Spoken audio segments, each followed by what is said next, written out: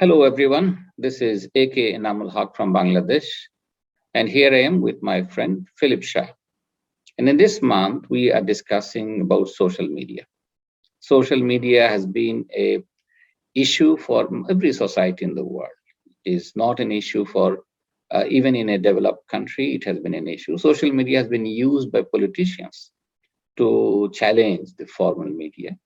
President Trump is probably one good example around the world where he used social media to explain things that normal independent media, or at least they fail to explain things. So, under these scenarios, it is also again, if you think carefully, it is also Trump who probably was shut off by the social media. And when he was challenged by the social media uh, uh, czars of social media leaders, particularly Facebook, Twitter as an example, who actually shut him off from this social media platform in order to ensure certain fairness in probably in the election, in the electoral format. So, given all this scenario, and given the situation where social media could be an issue, and I think in the recent example probably is where Phil is, in the Canadian case where truck drivers have created uh, a strike, a revolt against the government, and it was done perhaps with the power of the social media. So, given this scenario, we thought that this time we should discuss the role of social media in a society, modern society or postmodern society, as someone will say. What role social media can do, and what shall we do with social media? Probably those who are creating fake news or who are creating social uh, chaos. So let me hear this from Philip Shah. So, Phil, the floor is yours. Thank you very much, Anil. I'm Philip Shaw, coming at you from Dresden, Ontario, Canada. And, social media is such a relatively new phenomena. I suppose it's 10, 15 years old, maybe 10 years old now. But it has really changed the way that we interact with each other. Like, for instance, I can remember when Enamel and I were back in university, we had something we thought was pretty modern called a fax modem. And when there was something going on, we could fax each other and tell each other to turn the television on to find out what was going on. And at that point, we turn on the state media and find out about world events. But as the world knows, we've moved way past that to a era where we have Facebook, where we have YouTube, where we have Instagram, where we have Twitter, where everybody almost has their own way to create their own media. Being social media. And when I first got involved with this in Twitter, I found it a wonderful platform for me to talk about the work I do. I also found it great to be able to communicate with my friend. And, that was a long time ago now. But what we have found over a period of time, the social media is kind of continues to evolve and morph into something different. I heard in Canada recently, we had a small group get very lucky and get trucks into Ottawa and then shut down for 3 weeks. And part of that was fueled by social media communicating with each other. It was also fueled by disinformation created by social media, where people would believe certain things. It just didn't seem to add up. But anyway, it caused a lot of problems in Canada with regard to the blockade in Ottawa. There was blockades at the Ambassador Bridge across from Detroit and Windsor, and other places throughout Canada. And so if you think about it, much of it was fueled by disinformation that was being passed back and forth on social media. And it's interesting to think about it because there's large parts of that are positive and large parts of that are negative when it comes to social media. And I would say the disinformation is part of that. But when you think about it in more of a global sense, back when Enamel and I used to fax each other to turn on the television to watch global events, we were watching those events through a certain lens that was put there by either private organizations or government agencies, government broadcasters, to find out what was going on around the world. And that worked good for a long time. But, typically there weren't stories to be told. Everything wasn't told maybe the way it could have been. For instance, I'll give you just a short example. In this part of the world, we don't hear a lot about South America and Africa, even though there's stories going on there every day. And the reason we don't is because, somebody's deeming that those stories aren't worthy of being broadcast. And social media might take the place of that, where you could find out anything you wanted about South America or Africa or any place like that. But at the same time, there might be opportunities in some countries where the official government line might be challenged by the social media narrative. And it's something that I don't really quite think about. But even in Canada, you can think about it. Like, you can think that the government is thinking about what's going on in social media and trying to react and try to anticipate. I know police organizations monitor it all the time to try to figure out what's going on in times where there's problems. And I can imagine that is the same thing that goes on around the world. Like, for instance, where Enamel's from, in Bangladesh, big country, 160 million people. There's lots of disparaging opinion. And so I imagine the authorities are monitoring Facebook as well to get a little bit of idea of what the people are thinking. So there is a trade-off with this, and I'm not quite sure what the trade-off is. There's also issues with social media treats females a little bit differently than males, and there's a lot of abuse involved. So I really don't know how it's going to go, other than it continues to evolve. And right now we have a problem with Ukraine and Russia starting. You could just imagine the social media networks in Ukraine and other places that are passing on whatever needs to be. So it does represent something that I can hardly imagine ever happening. But like I say, there are many avenues to broadcast what is deemed the truth now in the world, and it's through social media, and it's certainly changing the world as we know it. Not always for the good. There's some good, but there's some bad too. And our global society continues to evolve to see how this is going to work in the future. Yes, Phil. I think the two examples might be worth looking at it. One is let's take the Ukraine scenarios. Social media is actually broadcasting issues that probably state medias or even independent medias in the West are not broadcasting. So that is one example. If you look into the government around the world, I think particularly countries like Bangladesh, in the developing countries, government is very not necessarily very friendly with the social media. They are worried about it because it challenges them more than probably in your world. And social media controlling has become a strategy. Now, particularly that itself, to me, is worrisome, because it is the social media that has been able to successfully challenge some of the governments. Many times, many issues government would have ignored, but because of social media, they could not. Normal media did not want to discuss it, either for fear of government control or for their own censorship. Individual organizations have their own strategy what not to publish.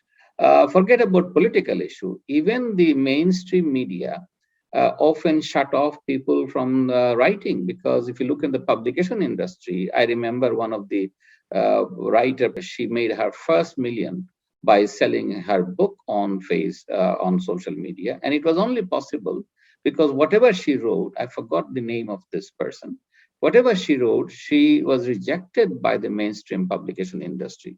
So you can see it has given her an opportunity because those stronger, maybe see what you say is legacy media or legacy publication house, they have their own strategy.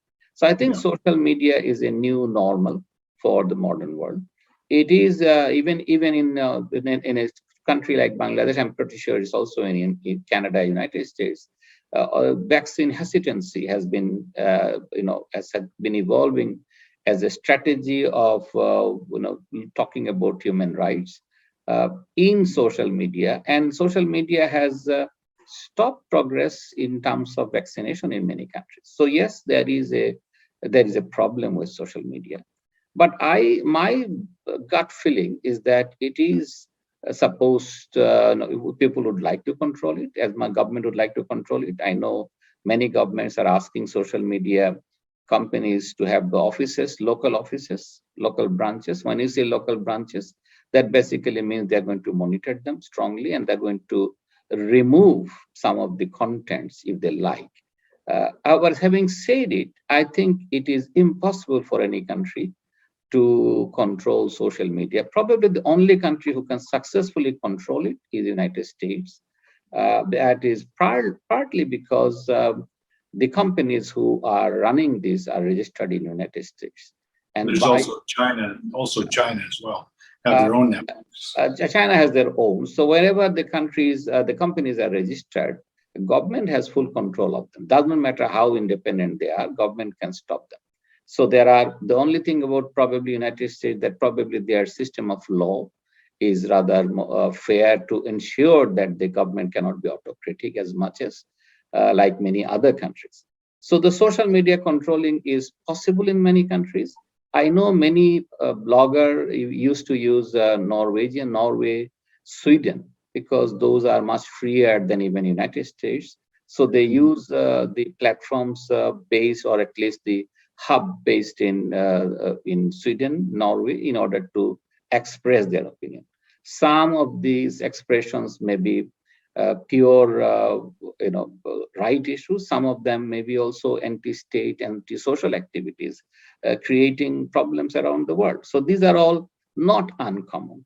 But I personally believe that it will not be possible for any government at all to control full media. For example, let's say that there is an issue that Bangladesh government do not want it to be published from Bangladesh, but it will be published from Sweden maybe by somebody else. So it is going to be a new normal. It will be impossible to control unless, and this is the biggest challenge, unless the social media themselves also behave like a legacy legends in the press who said, no, I don't.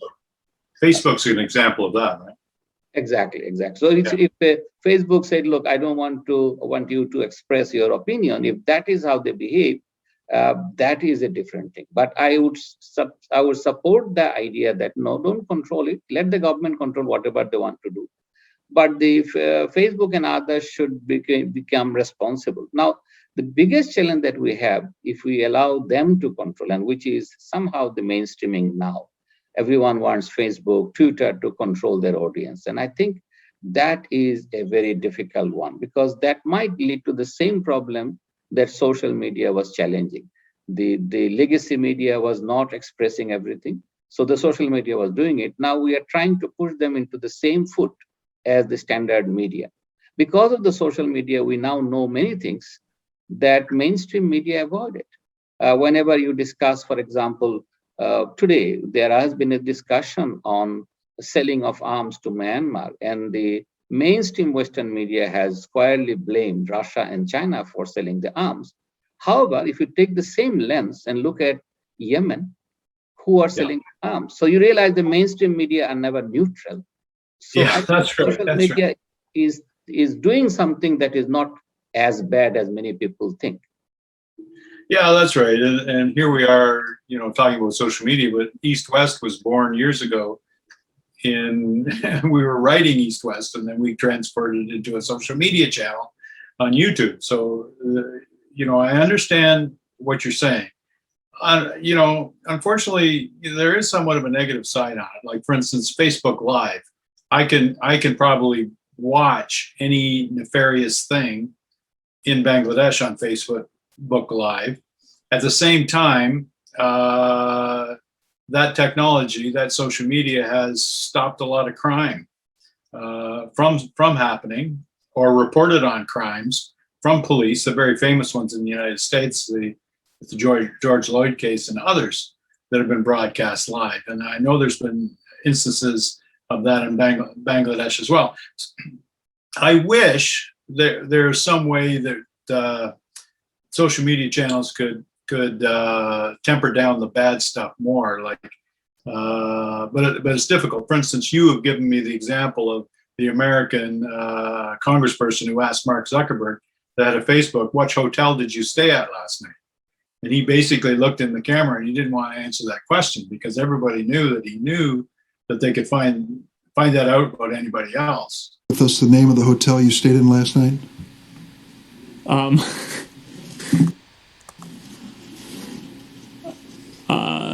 No. Now, that's an aspect of privacy, and I know on social media, you know, if you're on social media, where do you draw the line on the privacy? Well, to a large extent, you just don't tell things that don't need to be told about yourself or anything else. However, I don't think everybody gets that, you know, and I just wish there was a better way to tamp down the more negative parts of it. Like you gave an example where Facebook Live, a woman went on Facebook Live to prevent a rape. Well, that was a very good thing, you know. Unfortunately, there's other things that aren't very good, right? And I know you can't do too much about that, but it's not all positive. There are positive aspects to it, but there are other things that are not so good. And I wish there was a better way. Anytime you're talking about morality, of course, it's hard to do anything about it. I wish there was a little bit better way to temper the negative parts of it. Yes, I think for any new technology, any new discourse that we do, there is always some part that we like, some parts we do not like. That is very common. The difficulty is particularly in a society which is evolving, which is changing, is to determine what is good and what is bad. And because if we all take our own lens to say this is the good, and that is to me the very difficult one. Obviously, what the social media users, people like us who are using it, we should become responsible. We should know that when we are broadcasting, how much to say and how much not to say. That is how I would say, like an attitude and etiquette, that we have a table manner. Very simple. I think over time, the new citizens, particularly the netizens, must learn I would say the etiquette in social media, how to say it, what not to say. There are many private discussions that we may do in our dining tables. We may not want to do in the social media because it's being consumed by a much larger public that I cannot control. In a dining table, I control the audience, but in a social media, it is very difficult. I think that is a learning curve. The society must learn from there. To me, that is how I would say that there should be some maybe education has to do with it. Maybe the education system has to work towards it, understand a netizen's responsibility. We used to talk about citizen responsibility. Now we should think about netizen responsibility, netizens etiquette in social media, and think in that way. That is how I will put it, Phil. That's a new word to me. I've never heard of netizens before. I guess I should have figured that out, but that's a good word. But there has been attempts in Canada, Australia, and a few other places to try to put limits on social media, but it hasn't been very successful. You know, it hasn't been very successful. But netizens is a good word. As netizens, I don't even know if I'm saying that right, but as netizens, it rhymes with citizens. I know it's in our best interest as during the East-West debate to put our best foot forward, and it would be nice to think that all of society could do that. But it is difficult. So, you know, but as it is, I think we're much better off with it than probably without it. You and I could hardly imagine. We haven't even talked about the effect on the economy, which is huge, the global economy, on how social media affects that. Because you and I used to live in a vacuum on the other side of the world, and we could just write letters to each other, right? And even when you lived 200 kilometers away from me, it was very, very similar. So, you know, it's a long and winding road. I like social media. There's large parts of it I don't like about it. I'm sure governments feel the same way. And it will continue to evolve. And I know the debate in China would be similar with their own social media channels. But of course, I don't really have a picture into that. But So it's interesting to talk about and think about, especially as it evolves into the future. Thank you. I think I agree with you, Full. Because I think netizens is a new word that has been brought into the dictionary nowadays, and we talk about it. Particularly, it's like living in the net world, and people must learn this. To me, that is the future education system must take up, that what to say, what not to say. But I think I do not personally believe that there should be a full control of social media, because we have also fed up with the controlling of the normal media. Radio, television, newspapers are all controlled. In many cases, these are the biggest challenge that we have in many societies around the world. I now strongly believe it is also true in the West. Used to think before the netizens media, the social media has come, that everyone knows everything in the West is free, but I don't believe it is free. And that itself is an information for me.